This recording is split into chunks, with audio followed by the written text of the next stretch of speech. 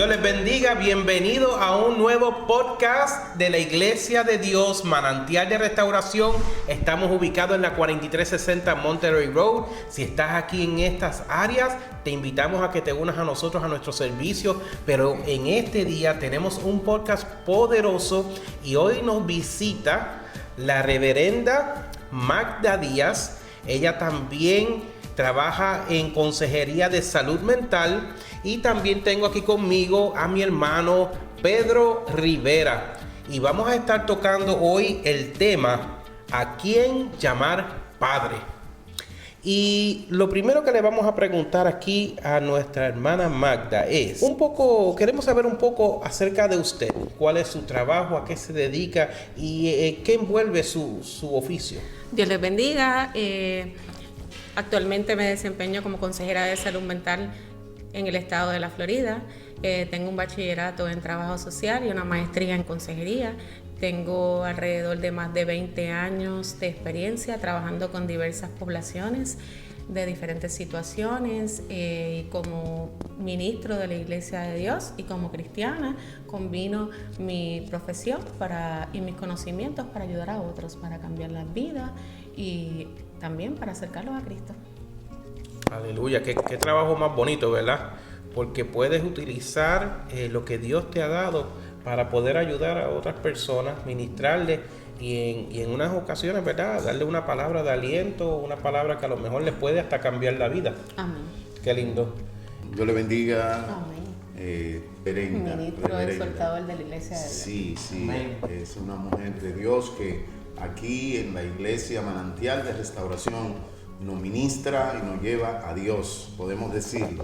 Yo tengo una pregunta. Usted, como conocedora de la conducta humana, hay dos vertientes: un niño nacido en un hogar disfuncional y un niño nacido en un hogar normal, con amor, con los juguetes que quiere.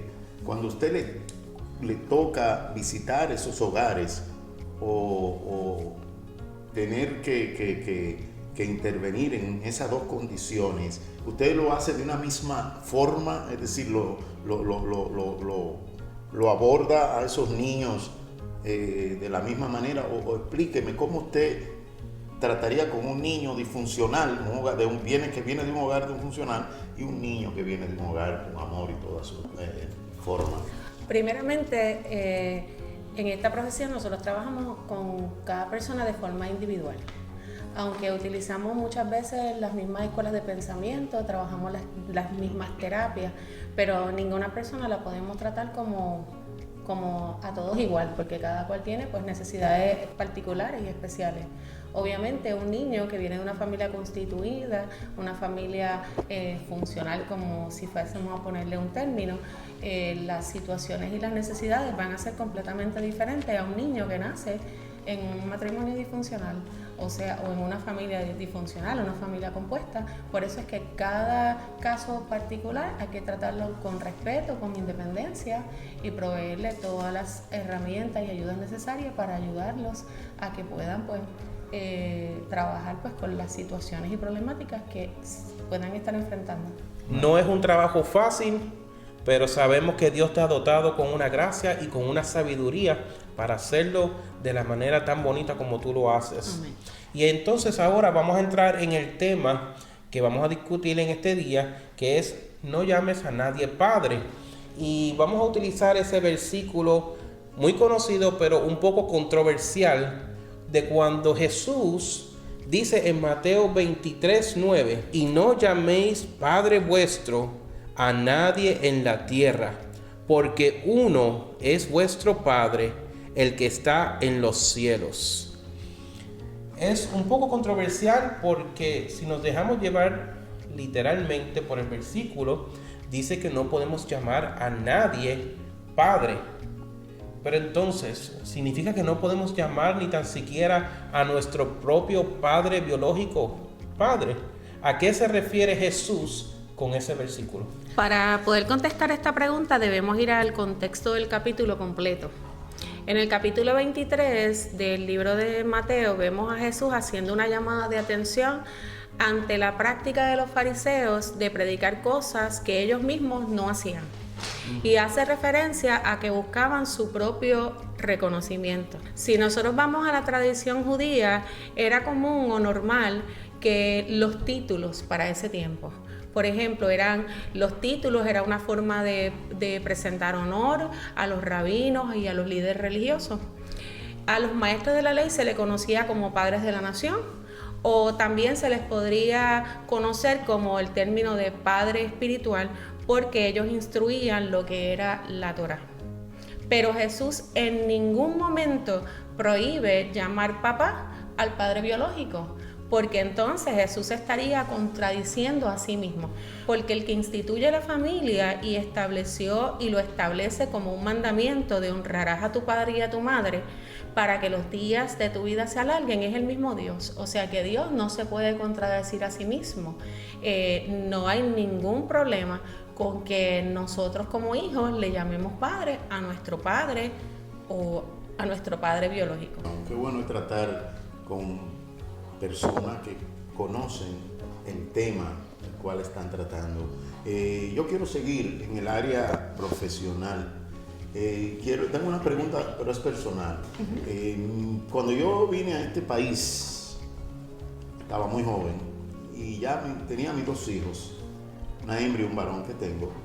El varoncito se me atrasó bastante en los estudios y tenía muchos problemas conductuales. Y sucedió algo. Luego que yo lo traje, después de varios años, ya estaba un poco grande, ya crecido, él todo le fue diferente. Empezó a tener buenas notas, empezó a dormir todas sus noches, porque me decía su madre que él era bien difícil concentrarse y muchas situaciones le sucedían. Y todo era debido a que él no sentía esa presencia del padre, esa presencia de ese modelo en la casa. ¿Es normal en un niño esa conducta cuando falta esa figura paterna? Puede ser que eso ocurra, no necesariamente siempre ocurre en las familias, pero sí puede pasar, porque el modelo que el Señor estableció fue papá, mamá e hijos. Cuando ese modelo bíblico se trastoca o no está completo, siempre la familia se va a afectar. Los papás son los modelos de sus hijos. Los papás son el primer amor de su niña. Y cuando un papá o una mamá, pero en este caso vamos a hablar de papá, no está, es como si fuese un luto, es como una pérdida en ese momento. Las separaciones se tratan en salud mental como un luto, porque es una pérdida, hay un proceso de que esa persona no está, hay un proceso de adaptación, y muchos niños, de la forma que lo manejan o que podemos ver los comportamientos, no se concentran en la escuela, comienzan a portarse mal, tienen problemas de sueño, pero ya usted ve que cuando usted llegó a la casa, como lo que estaba era ese vacío de su presencia en la casa, esa conducta comenzó a modificarse y comenzó a cambiar. Por eso es que el matrimonio, la ideal perfecto de familia debe ser papá, mamá e hijos, porque ese es el modelo que Dios instituyó, y así el Señor lo hizo, porque así es que debe ser el modelo de familia. Sí, yo quiero preguntarle otra más para que no, porque va en la misma dirección. Quiero saber, esos padres que toman una decisión tan rápido para dejar el hogar, para seguir su vida, ¿entiendes? Es mi vida, es que esta mujer me tiene, me va a arruinar, yo tengo que escaparme de ella, o conseguir una más joven, es decir, abandonan el hogar. Esos padres que abandonan el hogar, yo quiero por favor que usted me le diga algo, porque ellos están ahí. Yo no puedo hablar por las situaciones particulares de cada familia, porque cada situación es diferente, pero una cosa que es muy importante, cuando el papá, aunque no esté en la casa físicamente, por las razones que sean, si el papá se divorcia de la mamá, no debe haber un divorcio de los niños. Los niños no tienen nada que ver con la separación de los adultos. Si papá no está en la casa, como papá debería ser parte integral de esos niños. O sea, eso quiere decir que se envuelva, se involucre en la escuela, lo busque, lo llame, porque eso va a ayudar o va a minimizar el impacto que ya tiene un divorcio como tal, o una separación, o una familia que no está papá y mamá juntos. Muchas gracias. Entonces, Magda, siguiendo la línea del padre, quiero preguntarte acerca de los pastores, ministros que se llaman padres espirituales. Basándonos en el versículo de Jesucristo en Mateo 23:9, ¿sería bíblico decir que le podamos llamar padre espiritual a un ministro de la iglesia? Si nosotros nos vamos a la Biblia, la contestación es sí. Pero hay que tener un poquito de cuidado con esto. La Biblia, el término de padre espiritual no está escrito, pero sí podemos ver a Pablo que le habla a sus hijos espirituales. Si nosotros vamos a Corintios 4:15, porque Pablo dice, porque antes, aunque tengáis 10 ayos que son maestros, en Cristo no tendréis muchos padres, pues en Cristo Jesús yo os engendré por medio del Evangelio. Pablo le decía a Timoteo y a Tito que era su hijo espiritual, pero él no se estaba atribuyendo un poder o un nivel que fuese que igualase a Dios. El problema es que en ocasiones las personas que se autodenominan padres espirituales, muchos de ellos piensan que tienen unos atributos tan especiales o están en un nivel tan alto espiritualmente, que a veces la confusión es que ellos se endiosan o se quieren llevar en un nivel tan alto su posición de llamados padres espirituales, que eso lo que puede traerles confusión a la iglesia y a aquellos que se llaman hijos. Pero hay religiones donde pues a los ministros no se les llama pastor, sino se les llama sacerdote, o también se les llama padre. ¿Cuál es tu opinión en cuanto a eso? Un padre espiritual es un líder espiritual. Esa es la definición que Pablo, inclusive Pedro le habla a Marcos y le dice que Marcos es su hijo espiritual. ¿Por qué? Porque era su hijo, no use la palabra hijo espiritual, pues era su hijo, porque él lo estaban enseñando en el camino de Jesús. El problema, para mi opinión, es que cuando una persona obliga a otra a decirle padre espiritual, con la intención de que haya manipulación, con la intención de control, porque lo hemos visto, los que vemos las noticias, las redes sociales, sin hablar de ninguna persona, hemos visto casos que están hasta en las noticias de personas que han inclusive inducido a sus llamados hijos espirituales a vender sus casas, a vender sus propiedades, porque se lo tienen que entregar a su padre espiritual. El problema es cuando utilizamos un título para manipular y para tratar de tomar control de la vida de otra persona. Porque si nosotros hablamos, yo pudiera decir que mi pastor es mi padre espiritual porque es mi guía espiritual. Es la persona que me lleva a Cristo, que cuando tengo una preocupación, cuando tengo alguna necesidad de administración, mi pastor es la persona que me puede dar un consejo bíblico y pudiera ser un padre espiritual.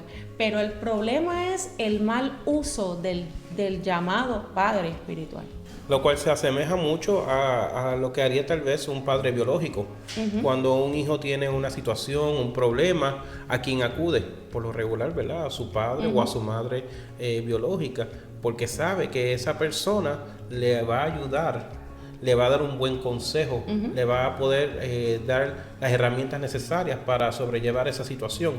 De la misma manera, creo, ¿verdad?, que también un pastor de la iglesia funciona también como si fuera un padre, en ese sentido, de que cuando nosotros como las ovejas, ¿verdad?, como la iglesia, la congregación, si tenemos alguna situación difícil, podemos acudir a ese consejo sabio de nuestros pastores. Eso es así. Yo entiendo que el problema es el mal uso del término.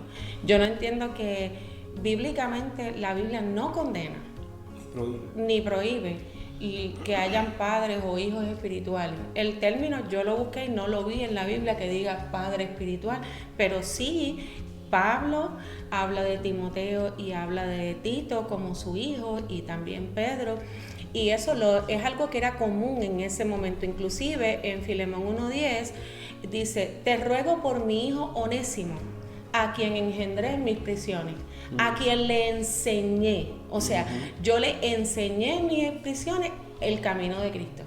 O sea, eso era lo que Pablo hacía. A los que él discipulaba, a los que él les mostraba el camino de Jesús, a aquellos a quien él le hablaba de Cristo, él los entendía como que esa relación era tan cercana con ellos que eran sus hijos. Quiero preguntarle, querida hermana, hay situaciones que me imagino yo, usted la ha tenido que enfrentar, que no son conductuales, que son situaciones espirituales.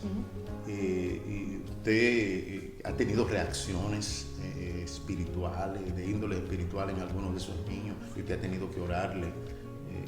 Explíqueme eso. Todos los días cuando yo me levanto, mi primera oración cuando voy camino a mi trabajo es que el Señor me abra la puerta para poderle hablarle a alguien de Cristo. Obviamente, yo, por mi naturaleza de mi trabajo, no se supone que yo abiertamente predique el Evangelio, pero eso es algo que me sale natural. Aquellos que amamos al Señor le hablamos a la gente de Cristo. Cuando en ocasiones yo trabajo diferentes situaciones, unas más severas, unas menos severas, y en ocasiones yo he tenido y he sentido la convicción en mi espíritu, esa, ¿verdad? Como que esa obligación como cristiana de orar, y yo me acerco a la persona y le pregunto: ¿tú me permites orar? Y oro por ellos. Y hay momentos que hay cosas que ocurren en la oficina que el Espíritu Santo me da testimonio que eso es algo espiritual. Y hay momentos que mientras la persona está hablando, yo estoy reprendiendo y estoy en una conexión con el Padre, porque se dan diferentes situaciones, desde las más simples hasta las más complejas. Entiendo yo, dice Pablo en Primera de Tesalonicenses 5:23, y el Dios de paz os santifique cuerpo, alma y espíritu. Es decir, nosotros somos tripartitas. Tenemos entendido que es necesario de revestirse del espíritu. En ocasiones, cuando usted va a tener esa entrevista con esos niños o ese tratado con ellos, porque es necesario entender que el hombre espiritual debe andar en el espíritu. Amén. Y eso me imagino yo que le ha sido mucho más fácil a usted cuando usted entrevista o trata con esos niños, de vestirse de la mujer espiritual, y entiendo que le da un poquito más de confianza. Es decir, no es lo mismo una persona que no conozca del Señor que usted, que es una ministro, situaciones, enfrentarlas. Y quiero saber si en ocasiones, si tiene algún testimonio en particular que usted haya dicho: wow, tal caso, sin mencionar nombres, claro está. Yo no solamente trabajo con niños, yo trabajo con niños y trabajo con adultos. Trabajo con adultos con diferentes situaciones, pero para hacer una alusión a algo que ocurrió hace poquito, llegó una mamá y una hija a la oficina con problemas de comunicación entre ellas, dos adultas, y comenzamos a hablar y yo les hablé de Jesús, y el Señor, en ese momento yo entendí que el Señor, la oficina se llenó de la presencia del Padre, y terminamos orando. Terminé presentándole el plan de salvación, explicándole que hay situaciones que no se resuelven si nosotros no le permitimos a Jesús que entre en la vida de nosotros. Y algo que usted dijo: cuando nosotros somos cristianos no podemos quitarnos y ponernos el vestido de persona cristiana. Tenemos que siempre tener la armadura completa puesta. Recientemente he estado notando que en los medios, en la sociedad, se le está tratando de quitar el lugar y la autoridad a los padres en la familia. Basada en tu experiencia, ¿tú has visto un efecto positivo o negativo en una familia donde el padre no está? ¿Cómo eso le afecta a los niños? Claro, la falta de un papá en el núcleo familiar es bien determinante y es bien importante en la vida de los niños. Niños con muchos problemas de conducta, niños con problemas de identidad, niños con problemas ¿verdad?, de comportamiento en la escuela, muchas veces por la falta de, en este caso voy a hablar de un papá, pero las dos figuras, papá y mamá, son necesarias en la crianza de un niño. Y el problema es que muchas veces la mamá le quita la autoridad al papá o viceversa. Y en una relación de pareja, de padre e hijo, deben trabajar en conjunto para poder ayudar a ese hijo.